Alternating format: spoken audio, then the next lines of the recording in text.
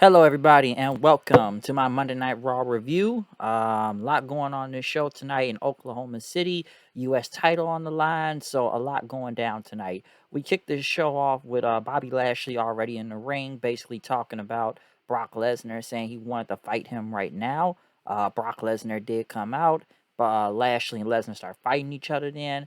Lesnar got the upper hand over Lashley. Looked like he's about to get him into an F5, but Lashley got out of it, knocked him into the ring post, speared him through the barricade, then going to the timekeeper's area. Security and other wrestlers that tried to hold Lashley back, getting off of him and whatnot. They got Lashley back a little, but Lashley ended up running around and taking Brock Lesnar and slamming it. Well, he slammed it onto the to the broadcast table, which it did not break. But Lashley ended up hitting a big spine buster on Brock Lesnar through the announce table. Then, as fans did chant for Bobby. Then, as basically, all the other wrestlers and security had to get Bobby Lashley back, but Bobby Lashley ended up kicking Brock Lesnar's ass this week. So, 1 for 1, you should say. Yes, this match is now official at Crown Jewel because Brock needs that Saudi money right now. Looking for that because that's Saudi money, folks. It's Saudi time. But yes, Brock Lesnar, Bobby Lashley is official at Crown Jewel. Basically, Lesnar kicked his ass last week, so now Bobby Lashley has now kicked Brock Lesnar's ass this week. So good stuff kicking off the show and whatnot. Right after that, we had the OC, Luke Gallows and Carl Anderson versus Alpha Academy. Basically, with Carl Anderson and what was it? Yeah, Luke Gallows back on WWE now. They got a good win from here, which it's just kind of which was just kind of funny and whatnot. Basically that they haven't been on the show in a few years and whatnot, but now they're back on Raw. And right after they won, Magic Killer beating Otis and Gable. Right after that, Judgment Day came out. Balor basically talk about too sweet this, too sweet that. I created this club, okay? Bullet Club and whatnot. But I'm the one that started this whole thing. They know it's gonna be a 6-man tag at Crown Jewel Judgment Day versus the OC. AJ Styles, got up and he said, all right, match, it's gonna go on and whatnot. But you know, basically, you guys want to do this now, or do you need permission from your mom out there right now? Which he pointed to Rhea Ripley. Dominic told him to shut up and whatnot, unless you want to end up like my dad, Ray, who just ran off to SmackDown because he couldn't hang with Judgment Day, which I gotta still question that on Friday. Would you say Ray just? I know Ray won't fight his son, but I guess the solution is like, hey, I'll just go to Triple H, and Triple H will take pity on me, and then he'll put me on SmackDown, and so I don't gotta deal with my problems over there. Some would think that, but hey, you already heard what I had to say about that on SmackDown. Then again, shit, Dominic was kind of holding Ray back anyways when you think about it.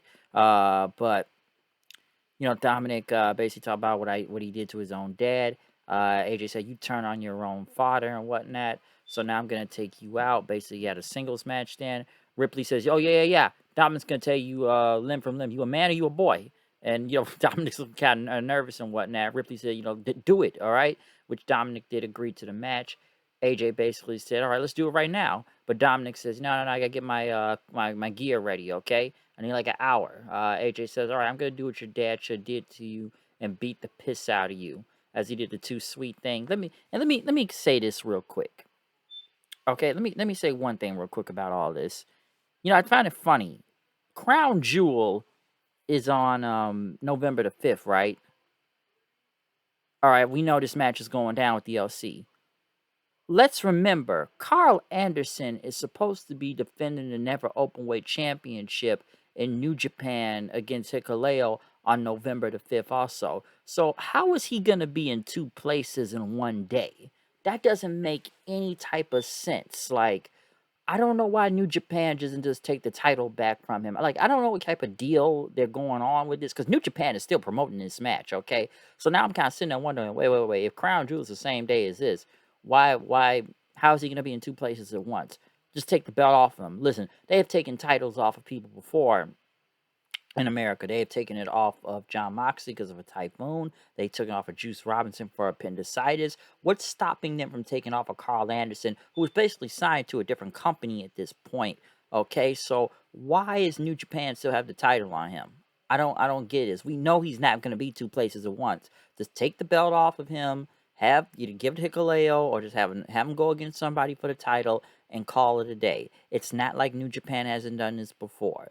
It's nothing new about this. So what are you gaining out of this? Okay, what is WWE trying to promote you or something? Like, I don't understand the point of any of this. Like, we know Carl Anderson's going to be a crown jewel more than he's going to be in New Japan. Okay, for that title match. So when I kind of thought about it and I looked, I'm like, wait a minute, this is on the same day.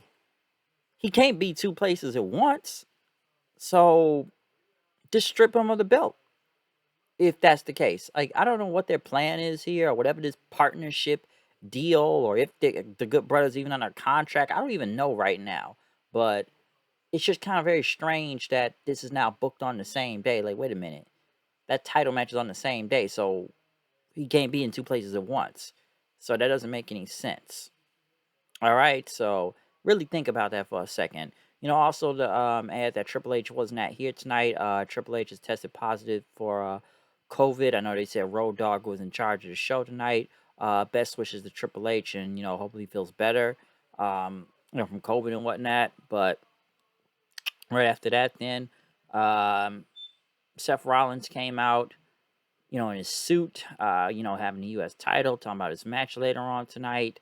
Seth said it's going to be a historic night going on. He's the greatest U.S. champion of all time. He's going to face Matt Riddle and everything.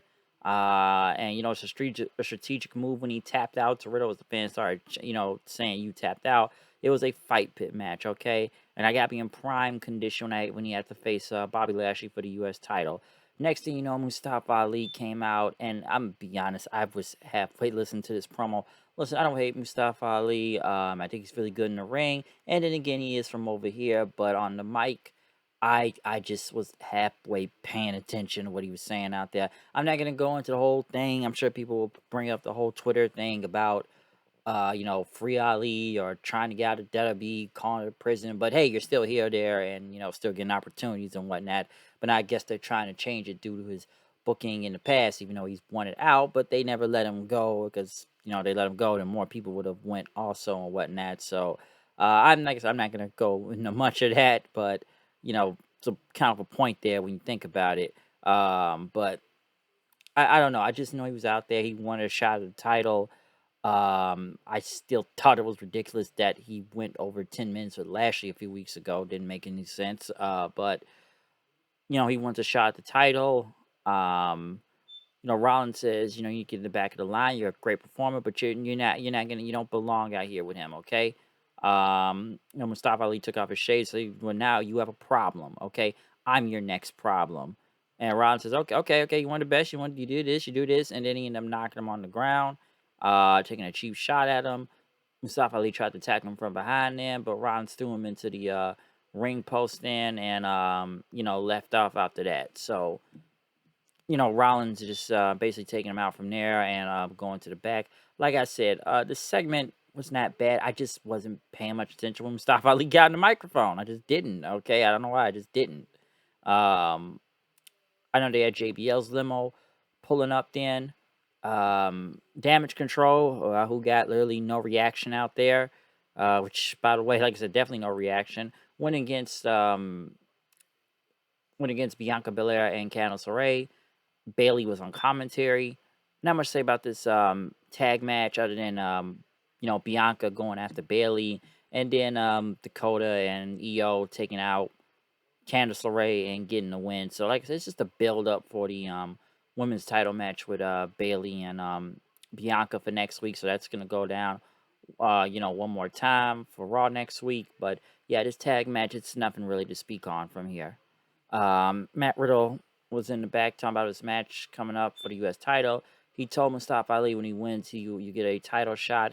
Miz is on the ground in yelling about his knee, talking about his knee is hurt, and it could have been Dexter or someone was a janitor and stuff. And Riddle says, it didn't make it, but it's a custodial janitor and everything. they gotta get him some help. He's trying to avoid the match with Dexter, so we'll get back to that. Judgment Day was in the back until Cora Jade from NXT showed up. Since this whole pick your poison thing tomorrow night on NXT, and WWE's doing what they can to get people to watch NXT right now, because hey, they're going against AEW tomorrow night, folks. So get ready for the battle. It used to be on Wednesdays, but for one night only, you're gonna get it on Tuesday. But you know, Roxy having her match and everything. Cora. Well, Cora's match already picking. Cora's facing Raquel Gonzalez tomorrow. So basically, Cora Jade asked, Rhea Ripley, can you do this? All right, all right. Because they talked about how Jade and Roxy were former tag partners, as Raquel and Ripley were once tag partners. So like I said, Cora Jade got Ripley to agree, so it will be Rhea Ripley versus Roxy tomorrow night on NXT with the Pick Your Poison match. JBL came out then, got some chance. JBL says, "A wrestling god is back, folks. The wrestling god." He had an announcement, but he had to apologize first. He had to apologize about being here in this, this poor state of Oklahoma, and that it's not Texas and everything, and that they beat the Sooners and whatnot, and football, college football right now. So Texas is running things. JBL basically got on the mic then, talking about he's got great news that Rey Mysterio's off Raw. It's the greatest trade. So now it's a trade now to why Rey Mysterio is off Monday Night Raw. He called Ray a bad father and everything, and that JBL brought out Baron Corbin. He's not Happy Corbin, but he still has his Happy Corbin music and little fedora hat on. But he brought out Corbin, basically talking about the competition in WWE, and he's gonna be facing a foreign Money in the Bank winner, a world champion. Talking about Dolph Ziggler. For 15 years, he's been stealing money from this company. He wouldn't have made it into the Attitude Era. And he's been looking around backstage at anybody that can make the cut in Attitude Era, and they didn't have it. Okay, they couldn't even get a ticket because right now Corbin right here, he is going to be the modern day wrestling god. Okay, a wrestling god. So JBL, great promo, always draws heat. Him managing Corbin now, because let's remember the last time we saw Corbin was on SmackDown, and he did get in the JBL's limo about 3-4 weeks ago. So now he is back. So I guess it's a trade now, or Triple H can trade people. So yes, with the trade, let's remember Corbin was on SmackDown. So basically, since Rey Mysterio is on SmackDown now, Corbin was traded to Raw. So there's your trade right there. Not the best trade, but it's a trade. JBL was on commentary, which honestly, I'd rather have JBL and Corey Graves on commentary. I still think Kevin Patrick sounds very dry. And again, they should have kept Jimmy Smits out there. But, I've already discussed why they got rid of him. Speaking of that good Johnny Gargano. But, yeah, rather kept Jimmy Smits on there. But JBL, I don't mind. We fight on Friday nights, Metal. Like I said, I'm surprised this match got a lot of time, but especially with the deep six and zigzags being back and forth, with no finish, which I thought would be a finish, but everybody still kind of kicks out of it, and whatnot. Basically, Ziggler trying to go back for another zigzag. Corbin, um, got a super kick and then hit the end of the days on him. So Corbin, with some new gear and everything, we'll see where this goes. At least he's not the Happy Corbin laughing hyena out there this time, making corny jokes. He's now got JBL with him out there. So let's see where this whole team thing is going to go. Then again, I was expecting JBL to hit somebody with a clothesline from hell right after, because he is a wrestling god.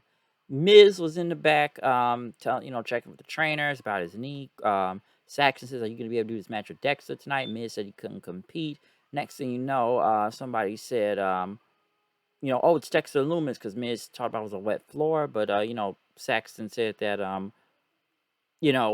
the floor hasn't been mopped since last night. Ended up being Johnny Gargano that said that, which Corbin, which Miz got up, and then Saxton said, "Oh, good, Miz, you're here. You can still do that match tonight." So Miz say he's gonna do what he has to do tonight. Omos and MVP were talking about Braun Strowman, saying that monsters aren't real, only giants are. So we'll see where that goes. Um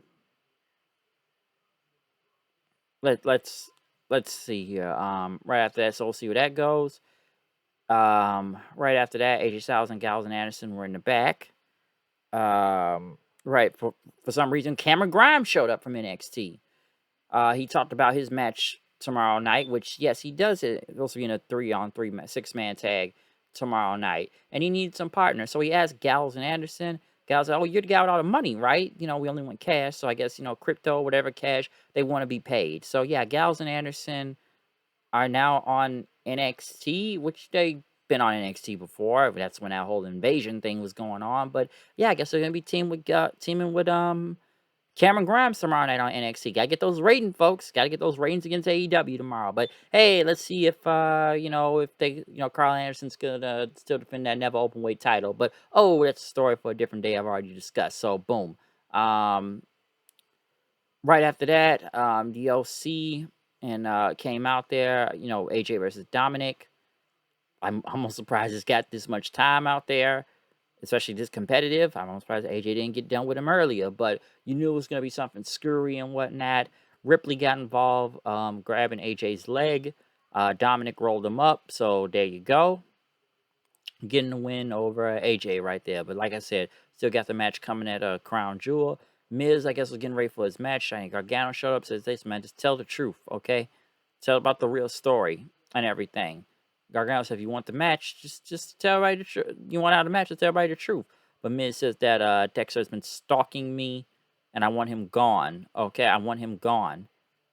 Which Dexter Lumis did come out, and Miz hit him with a chair several times, and hit him Skull Crusher finale, which the fans booed. Which, when I think, like I said, I've discussed this way. Me and my friends have discussed this in Extreme Rules review. What makes Miz the heel here, man? He's the one getting stalked. This crazy guy stalking him and his family for literally no reason, which we still haven't figured that out. And now we have to incorporate Johnny Gargano and now a whistle to what he's doing. So I don't know if Miz is going to be facing him next or whatnot. Like I said, I already shook my head last week after that Gargano went over Austin Theory last week. I just shook my head. But yeah, Miz, how is he the heel here when he's the one getting stalked? Makes no sense. And I kind of wish they move on from this, because I don't know what the end game is in sight of all this. And now they've added Gargano to the mix because the way, I guess, I don't know. Elias returned. Elias was back. He had some instruments in the ring. And he talked about his younger brother Ezekiel's career was cut short, but the crowd, the show must go on. Elias says he wanted to play the song, so Who Wants to Walk with Elias? Matt Riddle came out with some bongos then. I guess he wanted to join in.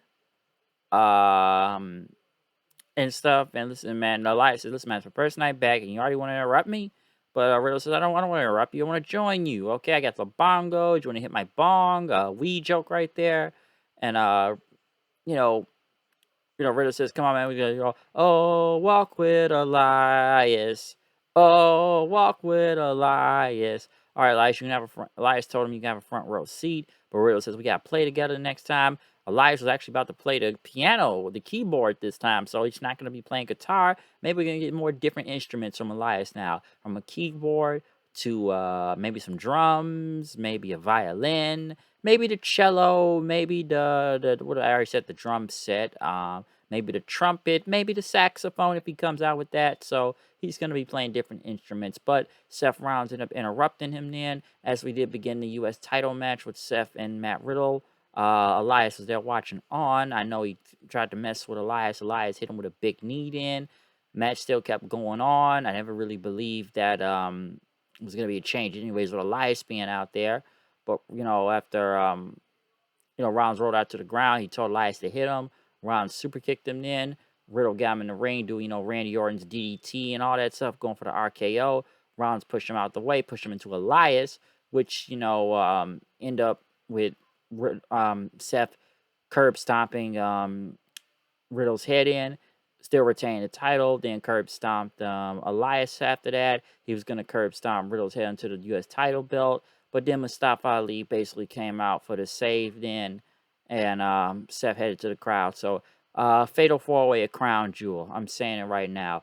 Seth, Mustafa Ali, Matt Riddle, and Elias. So, boom, there you go. Fatal four-way from there. That's what I see going on. Okay. Overall, Raw was Raw. Not a bad show. It's okay. Um, here and there. Basically, they're trying to promote stuff for NXT tomorrow night, but also building up matches for Crown Jewel at the same time coming up. All right, so we'll see what goes on from there. Like I said, it's Raw and SmackDown doing that. Nah, maybe I'll make a video. I think I'll make a separate video because I could say something about Xavier Woods and should say how does it feel does kind of suck for him losing his job at G4 since G4 TV is dead. But I'm gonna just say maybe I'll say that for another video and whatnot. It's a shame what happened to that channel, but there is one solely main person to blame. Look it up. The woman that killed G4 in a matter of a few months, Frost, and we all know why. But then again, it's more reasons to that. But that is a main vital part. Some would say G4 killed themselves and go woke, go broke. So that was indication of that. Look it up, people. You'll see what I'm talking about. I'll probably discuss that in another video and stuff. But yeah, one person destroyed G4 TV in its reboot. Really think about that. Maybe it's more. I don't know. But that's one main thing I could take away from that. But that's a different video for a different time. Um, as like I said, Raw was Raw. But tomorrow night, probably gonna be 2 reviews. NXT and AEW. How's that gonna go? I don't know. But it's gonna happen one way or another. Alright, so head to head tomorrow night, folks. Who will win this quote unquote ratings war? And who will Ariel Helwani interview after this, okay? So other than that, I'm out here. See you guys then. Comment, subscribe, follow me on Twitter, Hood890. Peace.